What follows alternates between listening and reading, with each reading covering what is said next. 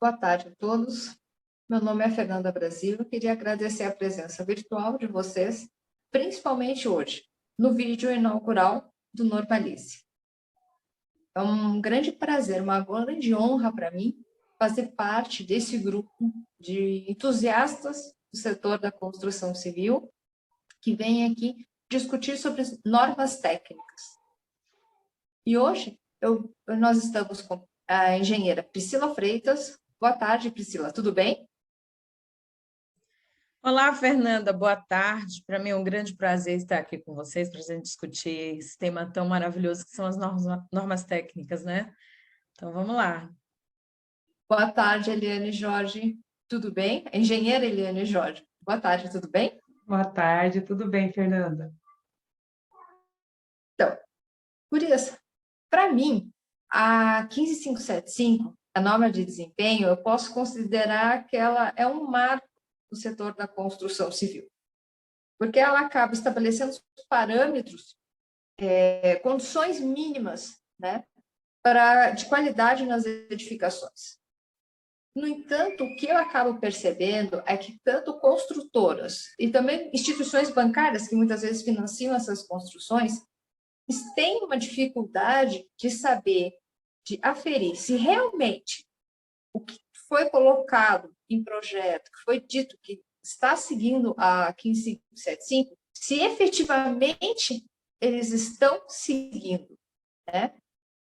Então, Priscila, o plano de controle tecnológico, ele pode nos auxiliar? É essa a função, essa é uma das funções do plano de controle tecnológico?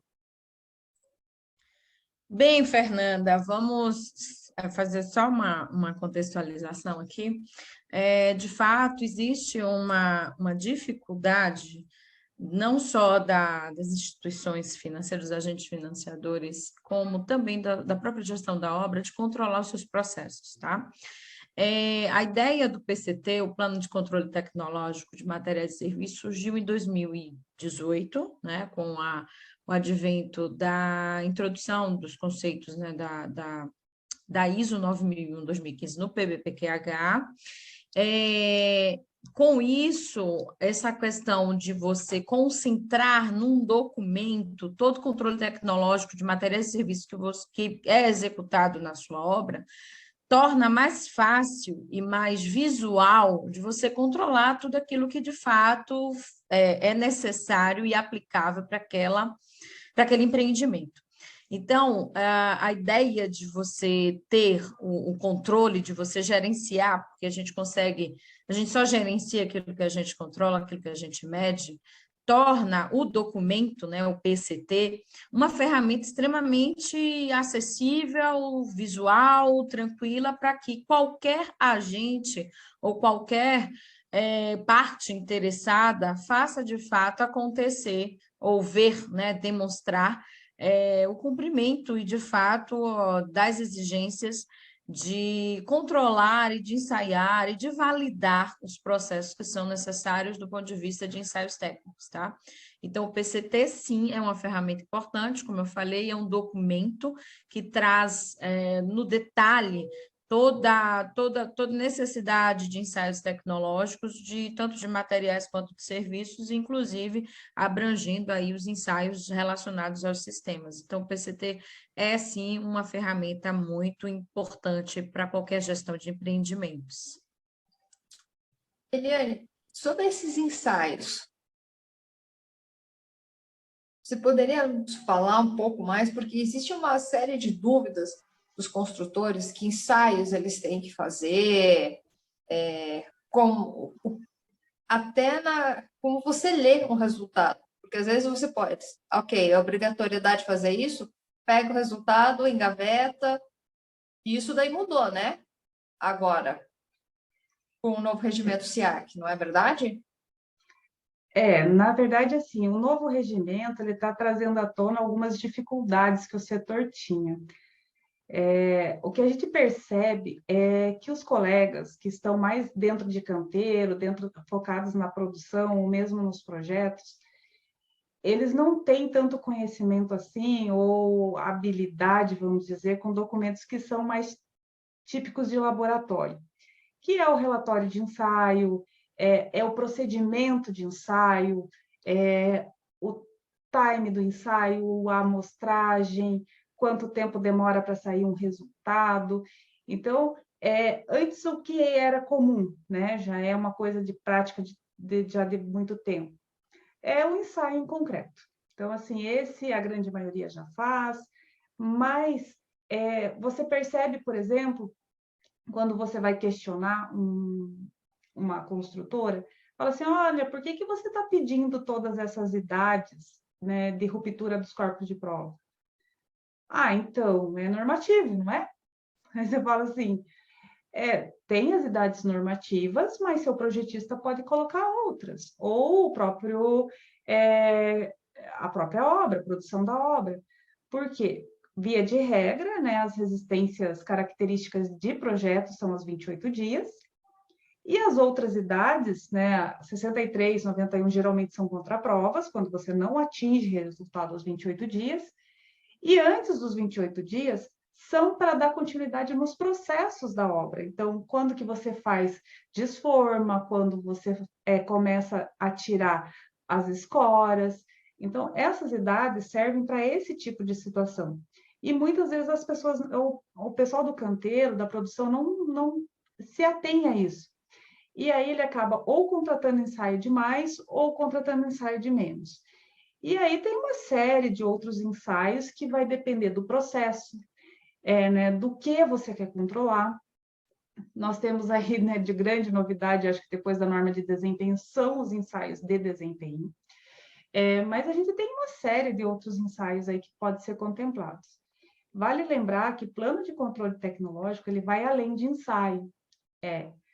Como você verifica serviço, como que você se certifica de que ele está ok, de que ele está finalizado. Então, a gente vai trabalhar com materiais, vai trabalhar com sistemas, se a empresa compra um sistema pronto, a gente vai trabalhar com o desempenho do sistema, né, acabado, com os ensaios de desempenho propriamente dito, que estão lá na 15575, mas tem uma série de outros testes de estanqueidade de tubulações hidráulicas, esgoto, gás, enfim, tudo isso vai estar dentro de um plano de controle tecnológico. Priscila, que tipo de sistema, que tipos de sistemas que precisam de um plano de controle tecnológico específico? Assim, eu costumo colocar todos os sistemas de um empreendimento que, por acaso, ele não tenha, né, os ensaios realizados de que naquele determinado empreendimento ele venha a ser novo, né, naquela obra. Então, assim, hoje, por exemplo, a gente atende algumas empresas que, se eu tenho o mesmo sistema de vedação, por exemplo, for utilizado num determinado empreendimento, vai ser para o novo, vai ser o mesmo. Então, aquele sistema de vedação, ele não vai entrar, mas ele não entra como? Eu não vou realizar os ensaios, eu não vou realizar as validações? Não, ele vai, mas eu já tenho os resultados e eu vou fazer, na verdade, os monitoramentos ao longo da realização, da constituição, da execução desse serviço. Então, geralmente, entra os sistemas, tanto sistemas inovadores, eu posso entrar, por exemplo, com um sistema em drywall, ou um sistema de fachada em ACM, por exemplo, né, que são sistemas ditos, né, considerados inovadores, e que aí eu precisaria ter os relatórios de resultados, né, de performance desses sistemas, como os convencionais, que aí eu tanto posso utilizar uma FAD, né, para estar ali evidenciando, já que ele é convencional, evidenciando seus resultados, como eu posso estar realizando os ensaios, porque eu posso estar executando uma constituição de um ensaio, de um sistema diferenciado, né? E eu posso estar utilizando também os resultados de ensaios anteriores e que eu, nessa obra, vou controlar e monitorar os resultados. Então, assim, todos os sistemas, eles devem entrar no PCT, né? E a gente precisa ter o cuidado de realizar todos os ensaios, dentro do que a própria Eliane falou há pouco, entendendo por que eu estou realizando esse ensaio, né? Não, a consultora veio e colocou lá no PCT e a gente vai fazer, tá, mas o que isso te traz como resultado, como entradas, como saídas no teu sistema, né, no teu processo construtivo? Isso é muito mais importante, porque aí você está efetivamente trazendo conhecimento organizacional, conhecimento técnico para aquele empreendimento, né? Então, num bom PCT, existe uma avaliação de todos os sistemas que deverão constar e de como eles serão, né, monitorados, como eles serão validados. Então, a gente precisa ter cuidado, né, do que vai ser feito. Se for sistema inovador, completamente inovador, e possuir um DATEC, também vai entrar como entrada, né, para que você consiga monitorar ao longo do serviço. Se for convencional e exista a FAD, você pode tomar a FAD como base para monitorar ao longo da execução dos seus serviços. E se for um convencional que não exista a FAD, você vai lá e realiza os teus ensaios, tá? E, geralmente, a gente coloca todos os sistemas, contempla todos os sistemas. Então, sistema de vedação, sistema de cobertura, sistema de pisos, sistema de fachada, né? Aí entra como vedação interna, vedação externa, sistemas elétricos, a Eliane falou aí também, da validação dos sistemas hidrossanitários, do próprio elétrico. Então, é importante que se descrevam todos os sistemas, né, e como incremento, como esses sistemas serão validados aí ao longo da execução desse empreendimento. Perfeito. Agora vou fazer um questionamento para a Eliane, que certamente os construtores que estão nos assistindo agora têm essa pergunta em mente. Quando que você deve fazer um plano de controle tecnológico, né? Porque você pegou e falou assim, tem uma lista de ensaios, por quê? Porque está ali. Tá, você falou, podem ser feitos outros, de repente até mais efetivos, né? Na sua edificação. Então, quando fazer o plano de controle tecnológico, Eliane?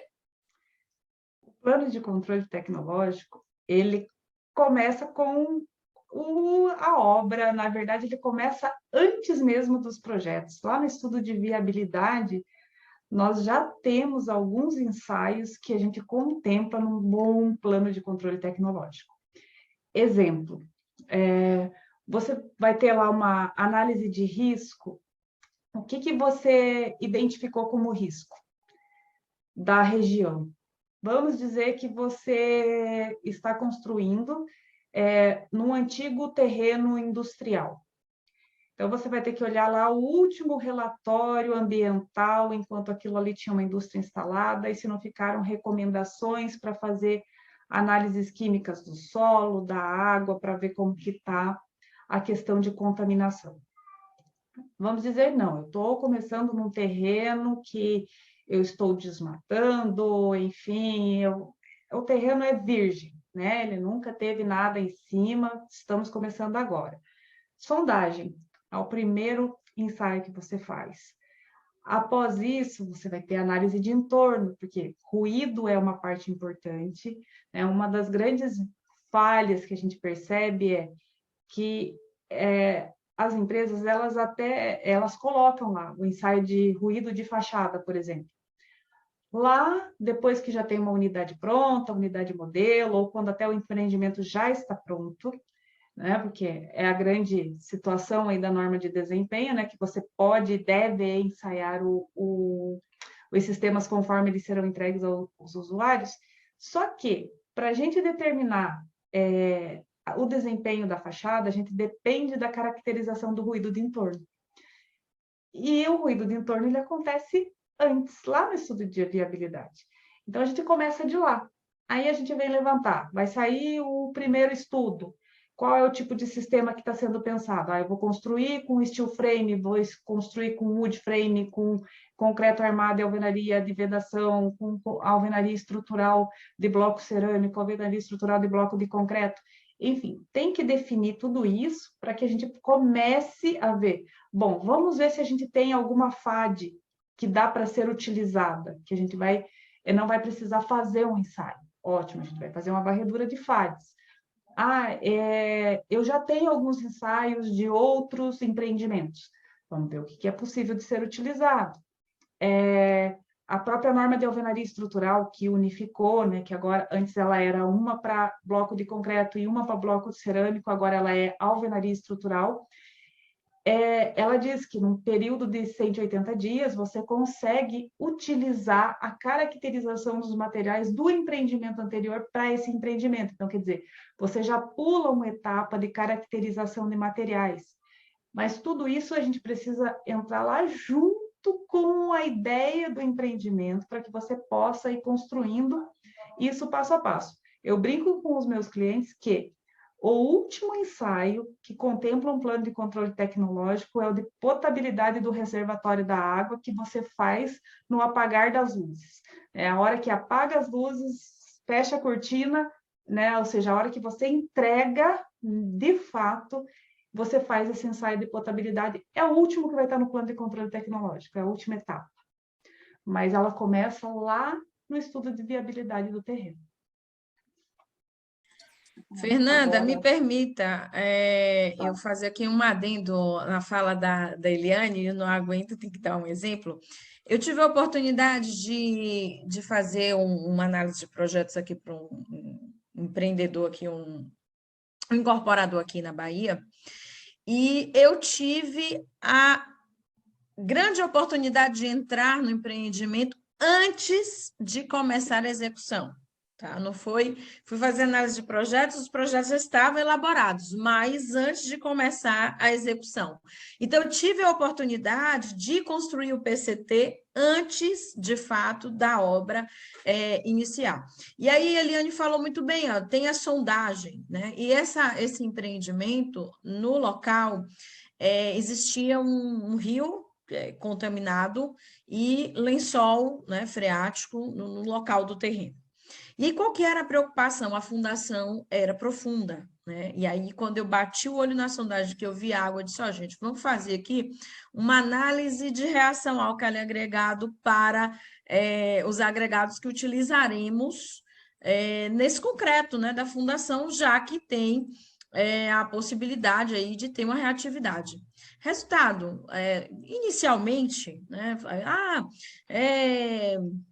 outra coisa que eu questionei também foi a questão da possibilidade de enchentes, né? Então, ainda pegando o gancho aí do que a Eliane falou, na época, né, quando chovia muito aqui, o rio virava mar, porque era um rio que passava entre duas pistas e o mar era logo na frente, então chovia e não tinha condição daquela drenagem ser o suficiente, e o empreendimento era logo no início, né, logo na beira, assim, muito próximo desse rio de drenagem. Então, coincidentemente, começou uma obra de macrodrenagem, resolveu, o lençol, inclusive, também deu uma rebaixada, e a gente fez o teste, esse ensaio de reação álcali agregada. Eu consegui convencer, né, um empreendedor, e aí, não vamos, tá na pandemia, tem aquela dificuldade e tal, fez, né? Anteriormente, ele solicitou os registros da concreteira, né? Não, a concreteira tem, daí. Aí é o que a gente estava falando anteriormente. Como eu vou avaliar esse relatório desses resultados, desses ensaios que a concreteira está me fornecendo? Aí, quando ele me forneceu, o limite, né, para reação álcali agregado tem que ser menor que 19%, e bati 18%. Mas o erro de medição, ele estava em mais ou menos 2%. Aí eu disse para o empreendedor, disse, ó, tá abaixo, e ele veio logo dizer, não, a gente não vai precisar fazer porque tá abaixo, etc. Eu digo, ó, tá abaixo, mas o erro da medição lá do laboratório é de mais ou menos 2. Significa dizer que pode ser 16% ou pode ser 20%. Vamos fazer? Vamos fazer. E aí, como tinha essa questão aí da possibilidade, tinha água da possibilidade, e aqui na Bahia a gente tem um veio que é reativo, foi encaminhado, eram 3 tipos de traço de concreto diferentes para essa fundação. Resultado, só um bateu. né? Um que passou a reação ao álcool agregado atendeu. Então, ele antes, lógico que a gente está falando em controle tecnológico concreto, ele contratou um tecnologista e este fez um traço, ele observou, né, esse ponto, ele observou e fez um traço de concreto já com sílica ativa, já prevendo a possibilidade de ter essa reação. E foi importante isso porque ele entendeu a necessidade de se fazer o controle tecnológico não para constar num plano de controle tecnológico, mas para avaliar se efetivamente o produto que ele estava ali, o subproduto que ele estava fazendo, executando, era de fato de qualidade. E aí, a minha felicidade é que na obra seguinte, eu já não precisei falar. O PCT dele já foi. Então, quando eu cheguei, aí eu já cheguei um pouquinho depois, etc. Quando eu perguntei, cadê teu PCT? Você fez os ensaios? Fizemos todos, né? Então, a ideia exatamente de você entender o que você está fazendo ali no controle tecnológico é muito mais do que constar num simples documento, num documento que não é tão simples, na verdade, mas num documento que está ali dizendo quais são os ensaios, quais são as validações, quais são os monitoramentos que você faz dos seus materiais, serviços e sistemas, né? Então, fica aí um aprendizado muito bacana, um case que eu levo para a minha vida profissional. Aí a ideia é assim, né? Puxa uma história que lembra a outra, que lembra mais uma, e assim vamos nós. Uma coisa que é bem desprezada até certo ponto é a questão de ensaios de solos no início do empreendimento, né? O sondagem ele já é bem popular, bem comum, o pessoal faz, mas como a Priscila disse, o pessoal faz, mas não interpreta o resultado, não olha a altura de lençol freático, na grande maioria das vezes, e não olha a própria composição do solo, porque é um indicativo bem importante, né? As camadas que você tem, enfim, lógico, o projetista de fundação, ele se utiliza dessa sondagem para projetar a fundação. Mas a gente não faz a caracterização do solo. Poucas empresas fazem. E aí, quando faz, esquece de olhar o resultado. E a gente tem um caso clássico aqui, recente, em Ponta Grossa, que a empresa fez a caracterização do solo, já está no script dele, no roteiro, fazer a caracterização do solo, e deu solo expansivo. E aí, o que aconteceu? Que na execução, né, faltou um pouco de terra para aterrar uma torre. E aí, a solução, né, para a gente trazer um solo de fora, né, vai custar tanto por metro cúbico, mas nós estamos com um monte de solo aqui que a gente cortou do terreno, por que não vamos usar esse? Ah, vamos utilizar. E o solo era expansivo. Assim, quando você olha o resultado de um solo um pouco expansivo numa fundação, enfim, a obra já nasceu com problema, né? Porque você ter um solo expansivo na fundação, não tem muito que você possa fazer para frente para resolver o problema, a não ser retirar o solo expansivo. Então, assim, mais do que você fazer é olhar o resultado, é comunicar, né? Assim, o concreto, que é comum, as pessoas recebem o relatório e não olham. Ah, chegou o resultado. Você está acompanhando o teu resultado? Você está olhando? Sabe? O laboratório pega o resultado e fala assim, pronto, fiz a minha parte, ok, né? Vai para a gaveta. Então, já fiz o mapeamento, já atingi minha etapa. Vai ter um técnico na lista. Eu tenho que fazer o quê? Ah, esse daqui tá. E aí, onde é que tá? Tá na gaveta. Uma discussão de hoje à tarde. Oi? Uma discussão de hoje à tarde. Quando se deve fechar uma FVS de elemento estrutural? Após o serviço realizado ou o resultado do laboratório? E aí, o pessoal respondeu após o resultado final. Claro que não, né? Término do serviço. Ai, meu Senhor dos ensaios! A Nossa Senhora dos Ensaios é poderosa. Gente, mas é complicado isso, né? Porque o entendimento do todo fica na parte, que é outra coisa bacana, e vocês falaram aqui, a Fernanda falou sobre a norma de desempenho, e é outra coisa que é importante nessa questão da análise dos ensaios, é você entender a parte. Já que a gente está falando tanto em sistema, porque a norma de desempenho ela mede o resultado do sistema, né? Em função de uma condição de exposição, e eu vou avaliar, não vou avaliar o bloco, eu não vou avaliar a argamassa, eu vou avaliar a vedação, eu vou avaliar a fachada, eu vou avaliar o piso, o sistema, eu estou olhando o sistema. Então, assim, muitas vezes eu não olho esse resultado parcial, como aconteceu aí nessa questão do solo, fez-se o ensaio, mas não analisou o resultado, isso vai influenciar no sistema. É um outro detalhe, é um outro viés, é uma outra vertente, que a norma de desempenho foi fantástica. Foi muito feliz em trazer esse conceito de sistema, porque a gente já fazia ensaio de concreto, ruim ou bom, pouco ou muito, mas fazia alguma coisa de argamassa, alguma coisa de componentes, mas a análise do conjunto, isso veio forte com a norma de desempenho. E quando o documento PCT entra aí como exigência lá do SIAC, isso vem à tona como uma forma de avaliar o todo, né? Então, se eu não vou analisar apenas o resultado da análise de contaminação do solo, não, mas é o que este resultado vai trazer para aquele sistema, né? Seja ele da fundação ou da infraestrutura, né? E assim, traz a necessidade de quem está fazendo o projeto trabalhar em conjunto, né? Colaborativamente com outros profissionais. Então, o estruturalista ele não trabalha só, ele trabalha com tecnologistas de materiais, ele trabalha com o engenheiro da obra, ele trabalha com a pessoa que faz a moldagem do corpo de prova, isso tudo vai influenciar. E a gente já trabalhava com isso já de muito tempo. Quando a gente fala em qualidade, erroneamente, alguns empreendedores, eles acham que a gente está fazendo um trabalho de papel, né? Então, você cansa de chegar, vai ter auditoria, e aí corre para fazer formulário, para preencher formulário. Não adianta, não adianta. Você vai entregar ali de mão beijada para o auditor, vai pegar o teu certificado e vai ficar tudo lindo, mas e o teu produto?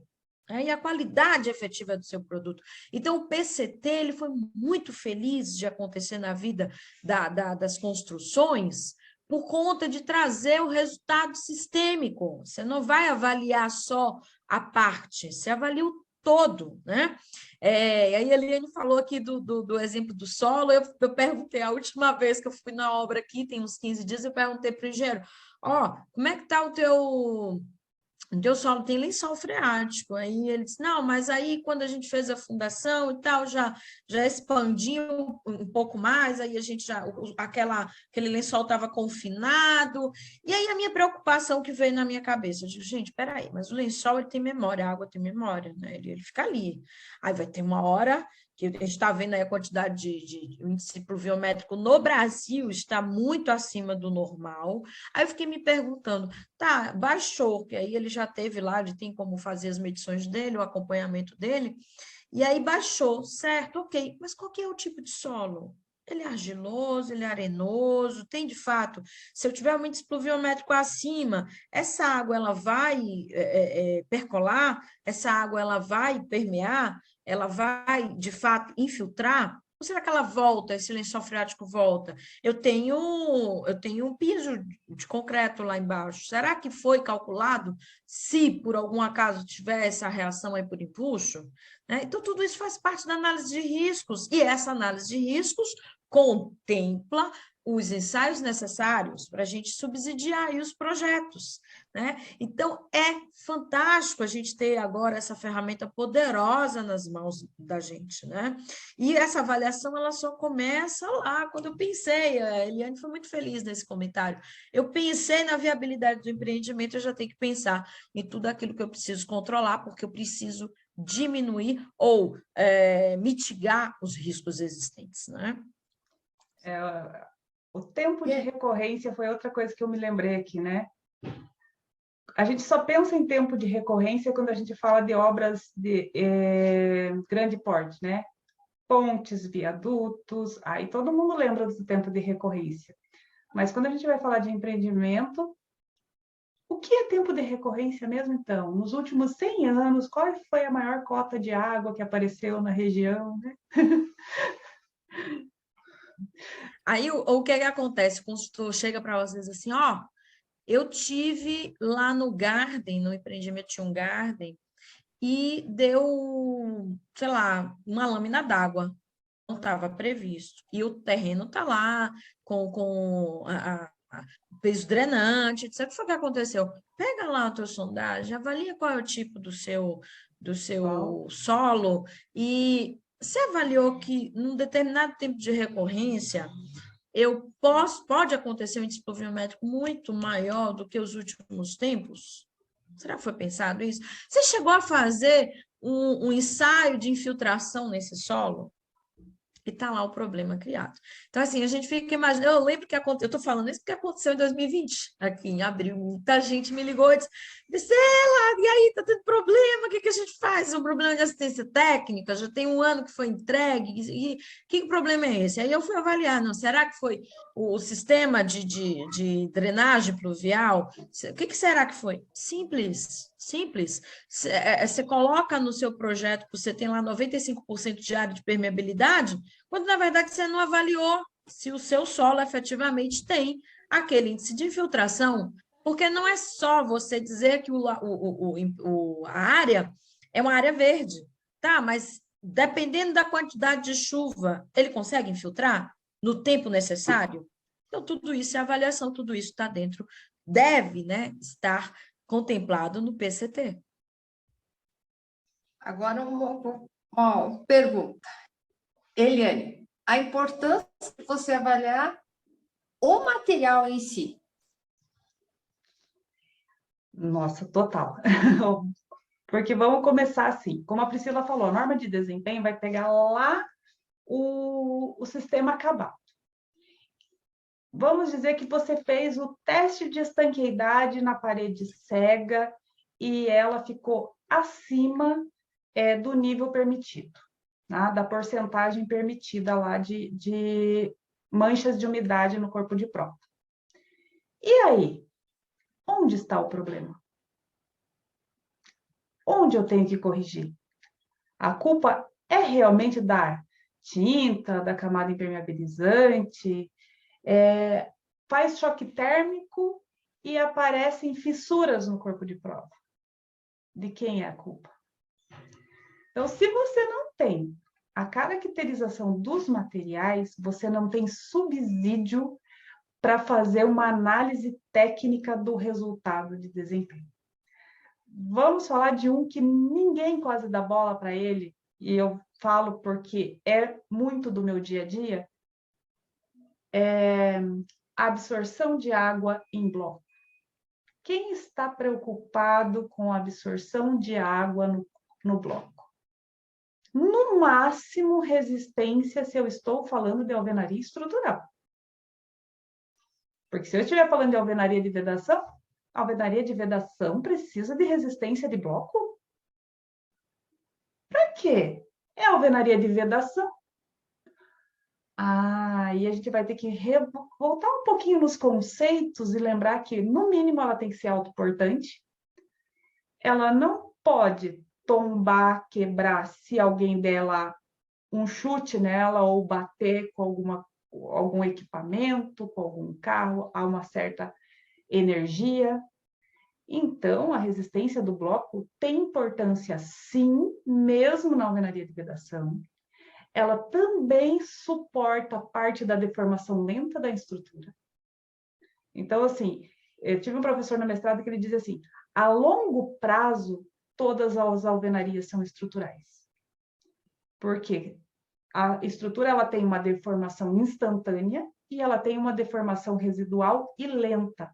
Ou seja, a deformação da estrutura ela continua ao longo da vida dela. Ao longo dos anos, a alvenaria, que no primeiro momento ela era só de vedação, ela também começa a suportar um pouquinho dessa carga da deformação lenta da estrutura.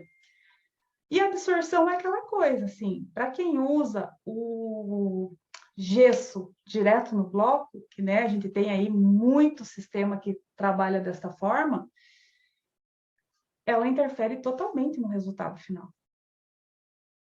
Mas as pessoas não se dão conta disso. E aí a gente pode estender isso para todos os materiais. Então, assim, você não caracterizar uma areia do concreto, da própria argamassa, o que ela tem lá no meio? Será que né, ela tem algum problema? Olha, eu recebi recentemente essa também. Acho que vale aqui a colocação. 4 casas prontas, pintadas, prestes a serem entregues. Começou a pipocar, né? Relatos do construtor. Começou a pipocar a pintura. Mas já me falaram que não é a tinta. O que pode ser? Ah, quando eu abro as bolhas, as pipoquinhas, eu vejo lá umas pintinhas brancas e pretas no meio da argamassa. Eu só pensei um pouco assim, se usou cal hidratada? Sim. Quer dizer, eu acho que era. Você tem uma foto ainda do saco de cal que se usou? Ah, tenho. Sobrou meio saco. Então me manda a foto. Tava lá. Cal hidratada. Ótimo. Você percebeu, assim, que a cal ela estava meio granulosa, que ela tinha alguns grãos maiores? Tem. Assim, olha, o indicativo claro é que a cal não estava 100% hidratada e que ela está continuando a hidratação na parede. E solução para isso? Então, tirar tudo e fazer de novo ou esperar hidratar e arrumar tudo depois. Fácil a Não, daí solução. você... Pois é, daí você vê como é, como é que funciona, como é tão primária a questão da percepção daquilo que você testa, né? Então, se você viu que não está na qualidade, que não está no resultado final, que não está hidratado, você vai aplicar assim? Então, você está trabalhando com vamos executar sem ter a preocupação de fato com a qualidade. E chega lá no final, você tem que refazer. Qual que é a solução do problema instalado? Retira! Retira e faz novamente. E o tempo perdido, né? E a gente fala na questão da produtividade, estava até falando agora de tarde sobre produtividade na construção civil. Uma das indústrias mais improdutivas. Por que será? Será que eu perdi tempo aí fazendo a aplicação de um material que não era o adequado? Lógico que sim. E o que falta? Falta avaliação, falta entendimento, falta compreensão, né?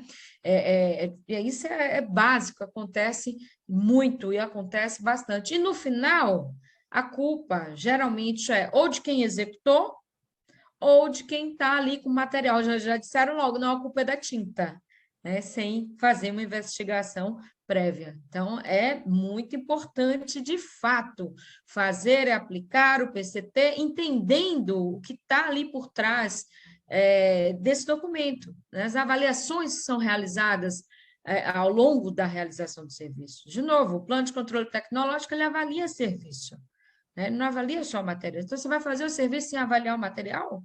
Complicado, né? Agora eu tenho uma pergunta aqui. Como vocês falaram, a importância de avaliar o material, não é verdade? Por exemplo, na hidráulica, para tubos de conexões, eu tenho que pedir algumas informações para a fábrica, não é verdade? Eu tenho que solicitar. Eu construo também, né? E a última vez que eu fui fazer, eu pedi essas informações para a fábrica. Eu estou esperando até hoje. Tá? E é uma marca top. E eu comecei a perceber que muitos fabricantes, eles não estavam, pelo menos na época, eles não davam bola. Essa é uma marca realmente muito boa. Uma dessas, eles pensaram, que essa guria está me perguntando? Ela não confia na minha qualidade. Isso é uma coisa que a gente tem que cuidar dos materiais que você está utilizando, da forma que você utiliza. Mas você já comprar um material de boa qualidade já nos ajuda muito. Então, uma coisa que eu sempre tive um enorme cuidado.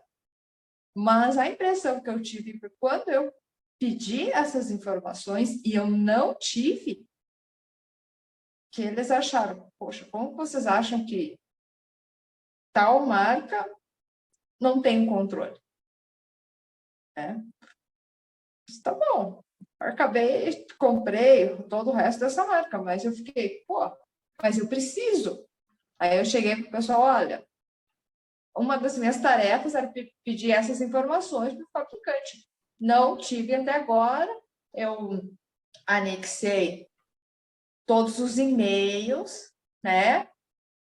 Foi nem negativa, foi simplesmente não me responderam. Eu acho que agora as pessoas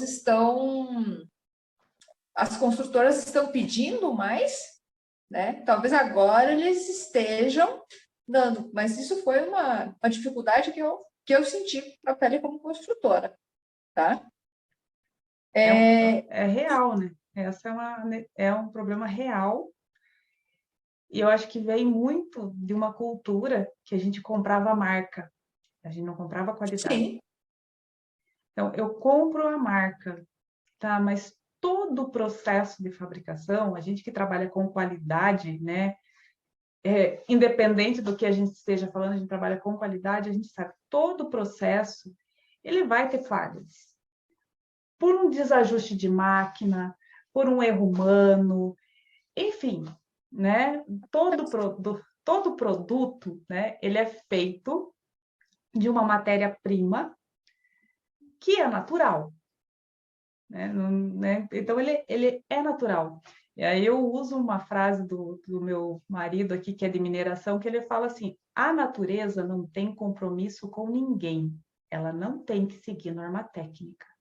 Então, se você produz um produto que utiliza matéria-prima natural e você não faz lá dentro do seu processo o que a gente está falando aqui para a construtora, que é desde a análise de viabilidade do empreendimento, você já começar com um controle,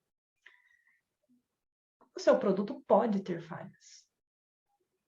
Então, assim, não é porque a marca é a top de linha do mercado, é a maior, que ela não vai ter nenhum problema de produção. Pode ser que você seja o premiado de você comprar o lote que teve problemas. E aí? Não, eu entendo. Exato. É possível ter esses problemas.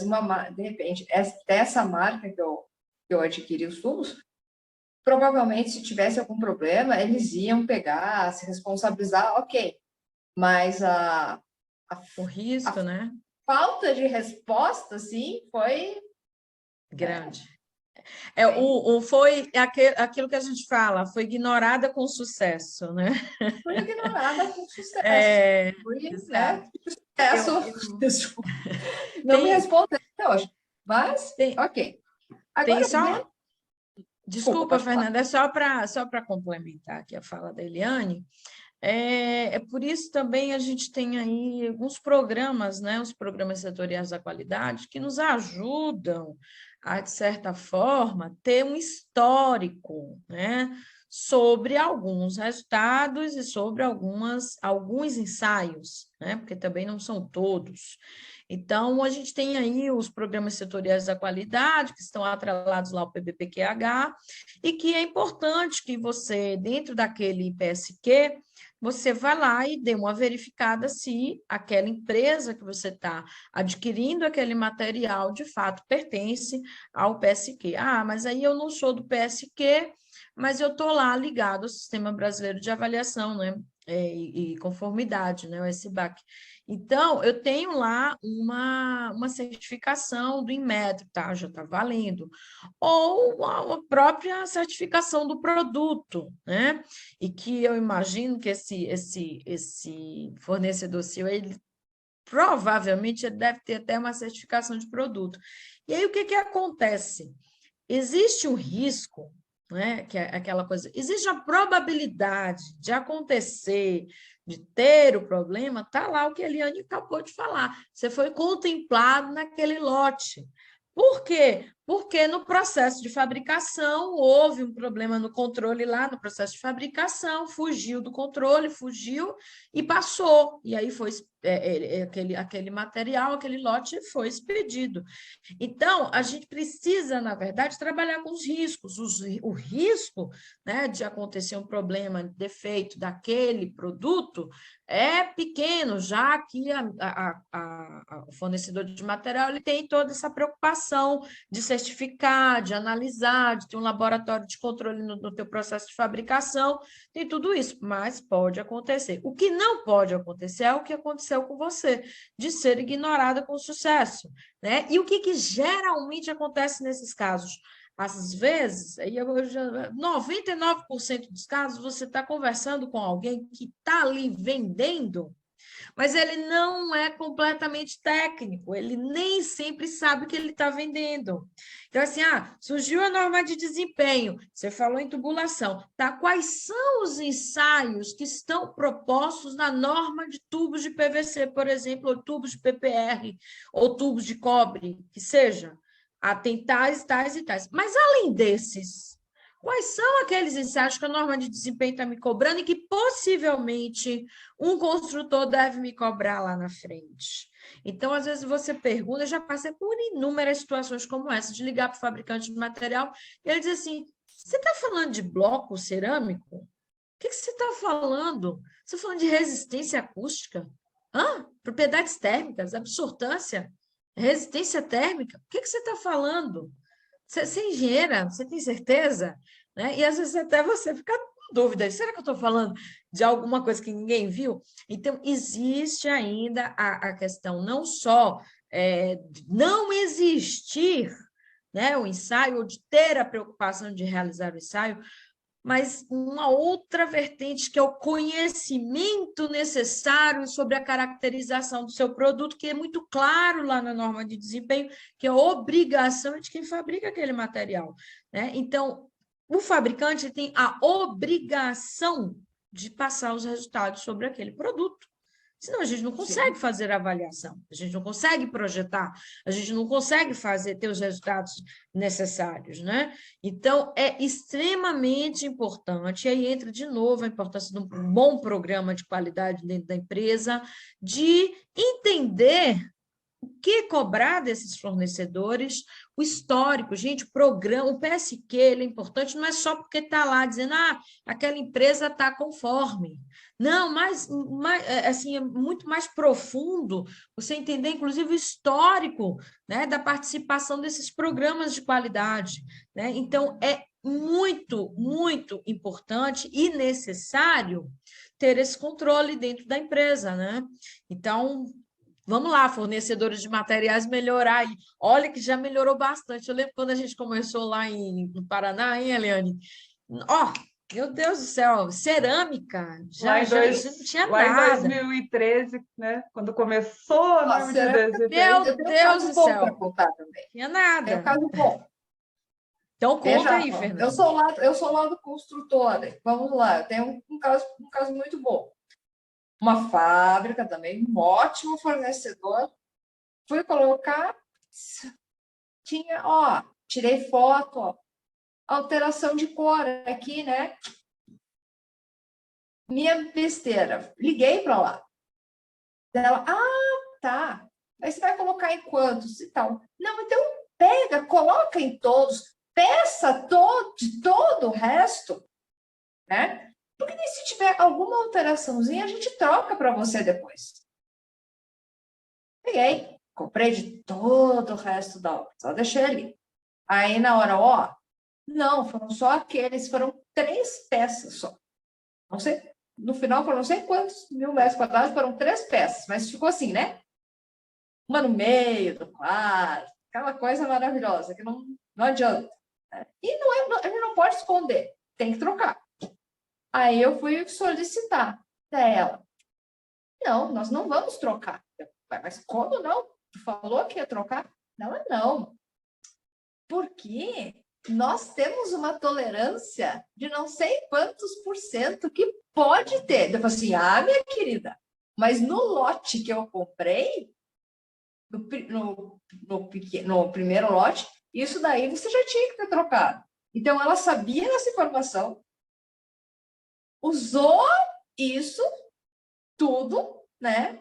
Aí falou assim, meu Deus do céu, não, se fosse hoje eu não faria isso, assim, não, quero agora, não vou comprar mais nada, porque daí no montante que eu comprei de toda a obra, aquela porcentagem estava dentro da norma, estava dentro do aceitável. Você me lembrou aí, Fernanda, uma outra situação que é recorrente no país, que é a questão de placas cerâmicas, né? E aí, do ponto de vista do EPU, na expansão por umidade. Então, assim, a norma, a 13818, a antiga, né, que agora é a ISO 10545, ela traz o índice de EPU por acordo. Pergunta: quem especifica a placa cerâmica dizendo qual é o índice de EPU que ele quer na hora da compra? Ninguém. E aí, quando dá problema lá na execução, que tem o desplacamento, e que foi causado, né, em algumas situações, geralmente, a maioria está sendo por conta do EPU, que está acima, né, do que era para ser, eles dizem, não, mas é por acordo, ninguém me pediu nada. É exatamente essa situação.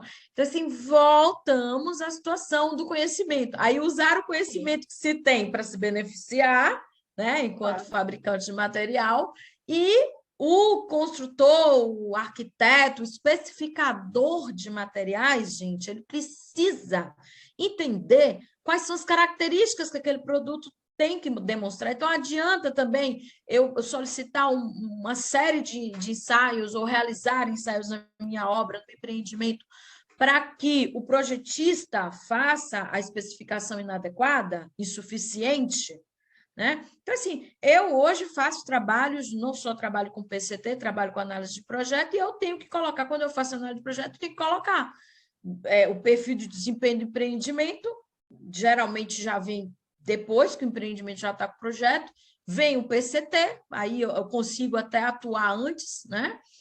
E a especificação de materiais. Por quê? Porque você precisa fazer uma especificação para garantir aquela vida útil de projeto, para garantir aquela durabilidade, para garantir aquele resultado da estanqueidade, né? E a gente está falando de ensaios que vão possibilitar a caracterização desse material. E aí entra lá no final, como é que eu estou especificando esse material? Estou especificando adequadamente? Aí chega a caracterização. Para quem chega essa caracterização do material? E aí chegou, você sabe fazer essa análise do que está ali escrito para você? Então, assim, controle técnico, volto a dizer, esse é um documento fundamental para a empresa, né? Não só no momento da execução, mas em todas as fases. A Eliane foi feliz demais lá no início, quando ela falou, todas as fases, a viabilidade, no projeto, se eu estou especificando material, preciso saber, entender, já que caracterizou esse material, preciso utilizar essa informação. Na execução, para monitorar exatamente, para controlar se aquilo que foi pensado lá no projeto está ali, de fato, sendo realizado no pós-obra. Porque se eu consigo seguir todas essas etapas, o meu pós-obra vai ser lindo. O meu índice de patologias, pois é, meu índice de manifestações patológicas vai ser mínimo, né? Vou deixar você falar, viu? Porque Estou me empolgo. Eu me empolgo também. Isso que eu queria chegar. Você fazendo essa análise de toda essa conversa que nós estamos tendo e também da nossa vivência, né? A gente sabe que esse plano de controle tecnológico, o nosso controle em geral, ele vai nos ajudar na questão do pós-obra. Tá? Porque, bem, eu trabalho também com pós-obra, a Eliane também, com a Eva, Soluções Pós-Obra, nos procurem, tá? A gente sabe que é um grande problema das construtoras com pós-obra. Então, quanto maior o teu cuidado em todas as etapas, menor. A gente não vai falar que não existe problema em pós-obra. Isso é mentira. Não tem. Mas você tem maior controle sobre isso. Né? Então, eu imagino que até o PCT, ele pode até te auxiliar no caso de chamado de assistência técnica. Ou então, quando nem precisa Outro caso meu. Vamos lá. Outro caso meu. Estava com uma questão sobre problema em textura. Norma de textura é nova, né? É bem recente. Acho que foi no final de 2020. Você fala do método de aderência, é isso? Isso. Porque, né? Então, o que aconteceu? Eu tive problemas. Eu falei assim, ok, eu tenho todos os registros, eu tenho controle, tal. Aí você chama um, chama outro. Não. Daí começa aquele jogo de empurra. Por quê? Porque eles acham que a gente não tem controle de nada, né? Eu falei assim, não. Assim, não, teu problema foi aqui, foi embaixo. Foi o reboco, não é nem o embolso, né? É o reboco. Foi o pessoal da tua obra que fez errado. Assim, não. Eu compro pronta, eu tenho os resultados aqui. Tenho. Porque o que acontece para o construtor? Porque quando você não tem controle, você acaba assumindo um risco de ter maior problema, né? E quando tem um problema que às vezes não é nem causado por você, você acaba assumindo também. Não é verdade? Você vê que tudo vai lá para a questão do controle, tudo é o gerenciamento, tudo é a importância da informação e que você dá e como você gerencia essa informação, né? E aí você pegou no ponto-chave. Como é que eu desdobro essa não conformidade lá no pós-obra se eu não tenho os registros da minha obra? Exatamente. Eu peguei uma situação também lá aqui em Joinville, lá em Santa Catarina, onde tinha um problema seríssimo de uma rachadura numa parede do primeiro andar, numa torre, que era estrutural, né? Tinha lajes e pilares e escadas, de alguma coisa pré-fabricada, 75% dos elementos eram pré-fabricados, e tinha aí a vedação que era montada em loco, né? Normal, convencional, alvenaria convencional. E tinha uma rachadura no primeiro andar que ia até o térreo e aí continuava. Aí eu falei assim, provavelmente deve ter algum problema aí de recalque, pela característica aí da rachadura. Mas eu preciso ter aí que você me passe informações, o controle tecnológico do solo, o controle tecnológico do bloco, você tem alvenaria, você tem um projeto de alvenaria de vedação. Aí eu fui perguntando, né? Aí eu queria calcular o índice de esbeltez da edificação. Aí eu fui perguntando, eu via a expressão no Aquela rosto cara de interrogação da pessoa, o que ela está pedindo? Tipo, eu tenho nota fiscal e olha lá. Aí você via assim que a afeição ia ficando pequenininha, ia ficando triste. E eu vou falando, eu gosto de sorrir, eu gosto de jogar para cima, de dizer, não, tá perfeito, tá tudo acabando lá, mas tá perfeito, vamos lá que a gente vai avaliar. E aí você via o brilho no olhar da pessoa, sumindo, e dizia assim, o que ela está fazendo? Aí ela falou assim para mim, se você me pedir para o empreendimento que eu estou hoje, eu tenho tudo. Mas esse aí que aconteceu há 3 anos atrás, eu não tenho. Então, não adianta, né? Tudo, como você falou, aí vai refletir lá no pós-obra. Eu vou falar mais, não vou deixar para a Eliane falar um pouco mais. Eliane, então vamos chamar a Eliane para a conversa de novo. Você falou no início que o ideal é você contratar um PCT lá antes de fazer qualquer coisa, praticamente, né? Como a pessoa fala, antes de colocar tijolinho, certo? Bem antes. Mas, oi? Bem antes. Mas aí que eu quero já tá. E eles geralmente contratam você nessa época certa ou só quando já tem tijolinhos?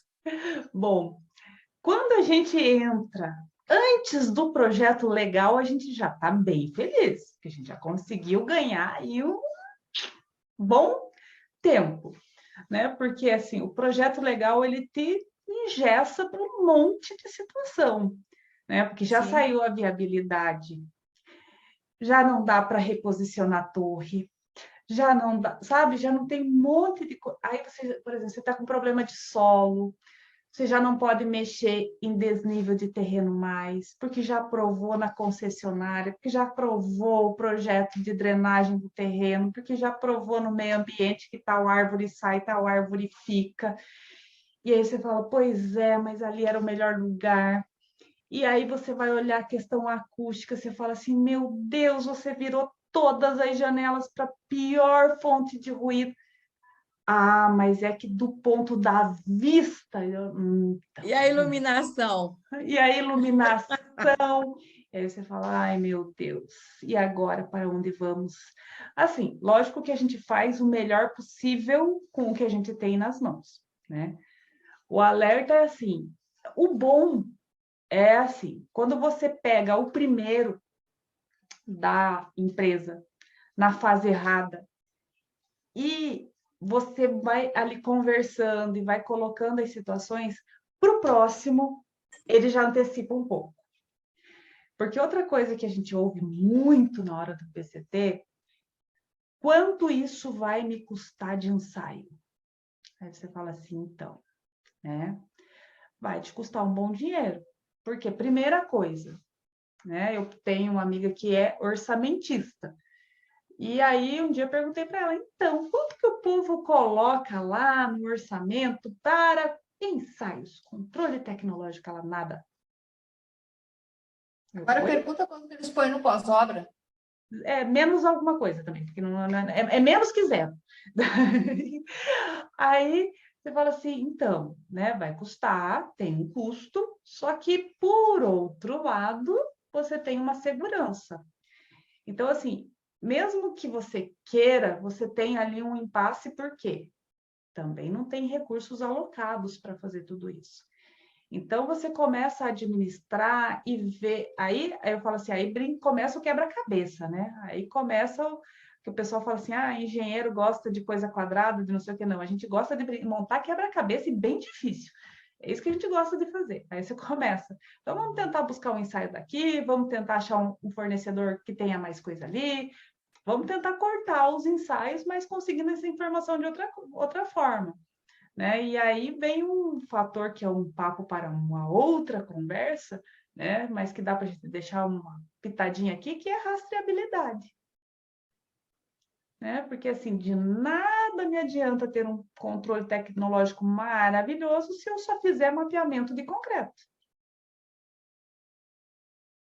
Aí agora esses dias eu pedi para uma empresa mapear a argamassa pelo menos do emboço da fachada. Pelo menos. Né? Mas será que não dá para controlar tudo? Vamos controlar só da fachada? Conseguiu? Então, como é que eu vou fazer isso se as caixas chegam ali industrializadas, as caixas chegam, a gente deixa lá embaixo, mas daí o cara do elevador sobe, daí como é que eu vou fazer esse controle? Vou ter que colocar mais uma pessoa só para controlar a subida da argamassa? E, pois é, né? Mas se desplacar um pedacinho assim de 10 centímetros e cair na cabeça de uma pessoa, vai custar bem mais caro que a coisa de estagiário, né? Então, é isso que eu falei na questão do pós-obra. Geralmente essas empresas, mas elas já sabem, não, isso daqui vai para o pós-obra, vai para assistência técnica, né? Podiam ter feito uma realocação, né? Mas o detalhe, Fê, pois é, o detalhe é exatamente esses recursos aí, que nem sempre a empresa ou o empreendimento, ele aloca o recurso de fato que deve ser alocado, né? Então, eu já vi algumas consultoras, no momento da viabilidade, ela colocar lá um percentual. Mas aquele percentual, eu, por várias vezes, em vários estados, eu já investiguei. Gente, de onde é que vem esse 1 a 2%? Foi um histórico, é um estudo, é o que... não, é o que todo mundo coloca. E aí, se você não calcula o risco que se tem, né, sobre a probabilidade de acontecer um problema. Então, esse risco calculado, né, de forma financeira e monetária, que foi o que a Eliane acabou de falar, se cair uma plaquinha de 10 por 10 na cabeça de alguém e isso trouxer prejuízos à vida das pessoas, segurança às pessoas, quanto que esse risco ele infla, né? Então, esse risco precisa ser calculado. E aí você gasta um pouquinho ali para fazer um controle tecnológico, mais um pouquinho ali para fazer uma boa inspeção, uma boa verificação, e não se preocupa com esse custo, né? Com esse recurso que você não orçou e que vai ter lá no final, e depois, não sei para onde é que foi aí o resultado desse empreendimento, né? Eu já cheguei numa situação, para você ter ideia, o pessoal deu 5 anos de assistência técnica, chegar no dia numa construtora e tá lá o bolo, e o pessoal batendo os parabéns, e eu sem saber de quem que era o aniversário do empreendimento que eles estavam, né,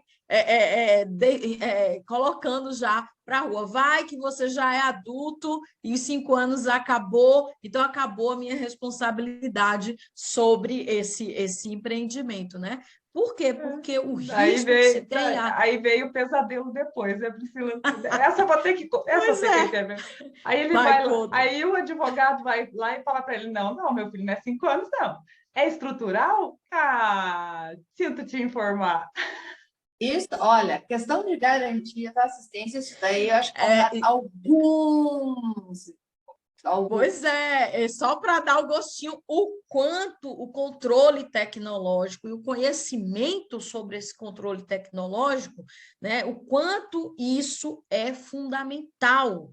E assim, tem empresa que até hoje não sabe o que é PCT. Está lá no anunciar que, não, faz aí uma planilha, coloca lá, tira alguma coisa das normas, copia de alguém, pega lá na internet, faz, e aí acabou. Não, gente, são dados, nós estamos na era da informação. Usa essa informação para o bem do teu produto, né? Faz melhor, contrata a Eliane, contrata a Fernanda, contrata a Priscila, que a gente dá aí essa assistência maravilhosa e assertiva para o teu empreendimento, e vai aplicar isso para todas as fases do empreendimento, né? E aí dá margem, sim, essa discussão para a gente trazer um novo tema aí, que é o de garantias, né? Gurias, para fechar aqui, vendo isso, pegando um pouco da fala anterior de vocês, a importância de fazer o PCT antes, tem várias coisas, né? Por exemplo, a Eliane falou a questão da acústica. No momento que nós estamos vivendo tanta gente em home office, as pessoas vivem, sentem a casa diferente. Nós já tivemos alguns relatos, as pessoas sentindo o problema da acústica agora. Não é verdade? Então, isso daí também tem que ser muito levado em consideração. Outra coisa, você falou da região, está na Bahia, né? Ali que você falou, questão da maresia. Então, são todas essas peculiaridades que você não pode simplesmente pegar aquela lista engessada e assim, tá, põe isso para todos os empreendimentos, vai lá com a Priscila, pega essa, vai lá com a Eliane lá no Paraná e pega mesmo. Então, são muitas coisas que envolvem, né? E, realmente, quanto antes você fizer um PCT, é o ideal. E ele sendo pensado, planejado para cada empreendimento seu. Vou aproveitar só o ensejo, e você falou sobre a agressividade ambiental, sobre a questão da maresia. A gente tem aqui nos empreendimentos, todos não, mas nos empreendimentos estão muito próximos às áreas litorâneas aqui, né? A gente tem uma orla maravilhosa aqui em Salvador. Eu solicito, né, um ensaio, pelo menos um ensaio de vela úmida. Eu ainda não tive a oportunidade de realizar, mas a gente solicita. Por quê? Porque vai subsidiar, por exemplo, a verificação, né, a validação daquilo que foi pensado para a durabilidade lá do concreto, da estrutura, e especificação de materiais metálicos, por exemplo. Então, eu vou especificar uma esquadria, um guarda-corpo, eu quero ser assertivo, eu vou fazer essa avaliação, tá? Eu posso simplesmente colocar uma proteção aí maior, eu posso colocar uma com mais espessura, né, com mais micras, mas eu posso também colocar com menos, e isso pode comprometer o meu resultado, né?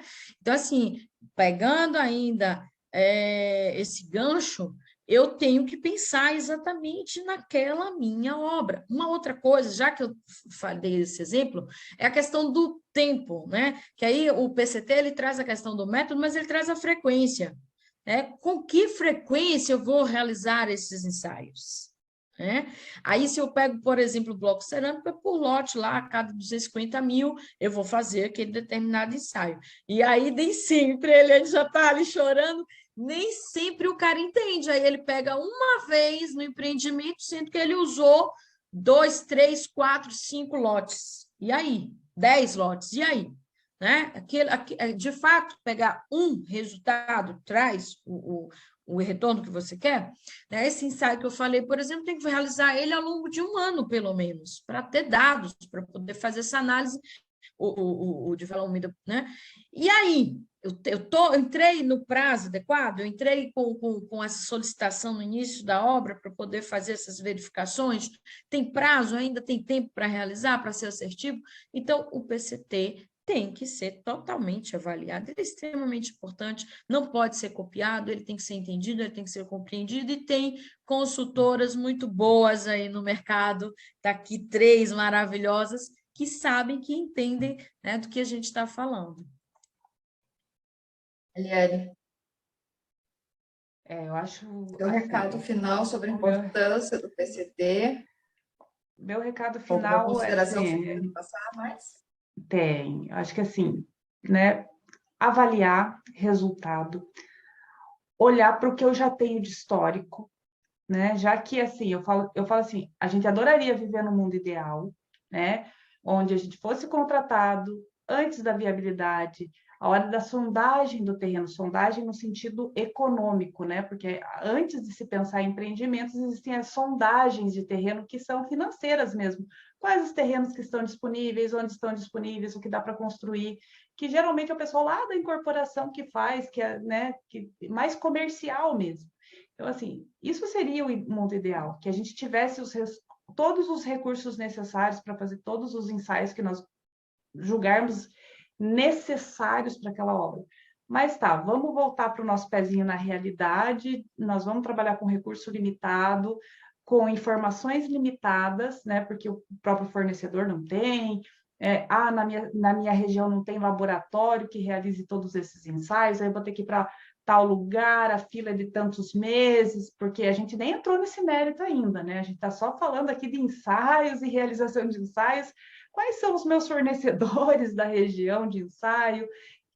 Qual é? Porque aí você vai descobrindo outras coisas que você ainda não tem, né? Que é qual é a precisão do ensaio, do método, ele está dentro do normativo, que resposta ele me dá, enfim. A conversa é vasta, mas assim, começa listando os teus fornecedores, entendendo se eles estão participando de programa setorial da qualidade, se ele tem um sistema de qualidade interno que seja, mas que tenha algum controle, que ele possa te oferecer algum resultado. Visite a fábrica do seu fornecedor, faça uma visita técnica, vá conhecer como ele trata o produto. Então, assim, quando a Priscila falou do bloco 250 mil peças, gente, isso é só para fábrica muito industrializada, muito boa, muito bem ajustada. Fora isso, é ensaio por fornada, gente, porque cada fornada sai de um tipo. Ai, quantas peças saem numa fornada? Então, depende do tamanho do forno, é a capacidade produtiva da empresa. Então, assim, vá conhecer seu fornecedor, faça visita. Então, né, todas essas são outras formas da gente começar a fazer uma avaliação. Né? Visite o terreno, entreviste os vizinhos, pergunte tudo o que acontece na região. São bons indicativos de análise de risco, eles vão te contar. Eu tinha um professor que falava, pergunte para a senhorinha, para o senhorzinho do bairro, eles não vão esconder nada, eles têm bons históricos para falar. Então, assim, a gente tem outras alternativas para fazer. Vamos começar. Eu falo assim, para quem não tem informação nenhuma, qualquer informação é válida, né? Então, priorizar as informações mais necessárias, aí a gente vai ter que aplicar um GUT, não vai ter jeito, né? Porque vai chegar aquele momento que a gente vai ter uma linha de corte, ou porque a gente tem limitação de fornecedor, ou porque o recurso está, né, no limite. Então, assim, aplica um GUT, vai para o essencial, para o próximo empreendimento você já vai saber que vai ter que alocar mais recursos para esse tipo de coisa. Então, escalona, faz um passo a passo, mas começa, né? É importante começar. A hora que você começar a ver resultado desse trabalho, tenho certeza que não vai ser mais o vilão da história, o custo dos ensaios, ou alocar mais um estagiário para ficar fazendo rastreabilidade em obra, porque você vai ter retorno, né? E existe um retorno aí que é muito intangível, que tem a ver com a imagem da empresa, né? Que isso é incalculável. Então, meus concorrentes não fazem.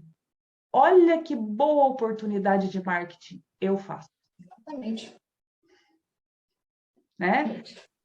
Então, assim... Ó, vai, Eliane.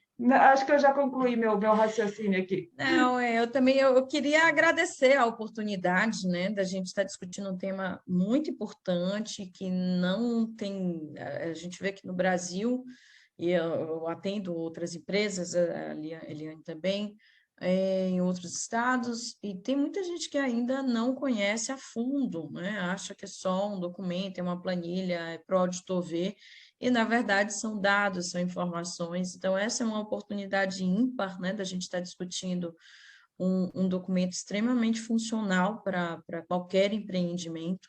Né? Queria agradecer aí ao Normalize a oportunidade de estar discutindo esse tema, né, e trazer aí alguns outros que são também complementares a esse, né? Então, fica aí o meu muito obrigada. Bem, eu agradeço, Priscila, agradeço a Eliane. Como eu falei, esse é o nosso vídeo inaugural do Normalize. O nosso intuito é sempre falar sobre as normas técnicas e trazendo muito para a realidade do construtor, né? Não pegar só as normas, deixar bonitinha lá, impressas. Ó. É trazer para a nossa realidade, tá? Então, qualquer dúvida, nos procurem, tá? A gente está sempre disposta, pode falar nas nossas redes sociais, tragam dúvidas. A gente quer, nos próximos encontros, trazer questionamentos de construtores também, porque eu acho que vai ser muito mais enriquecedor dessa forma, tá bom?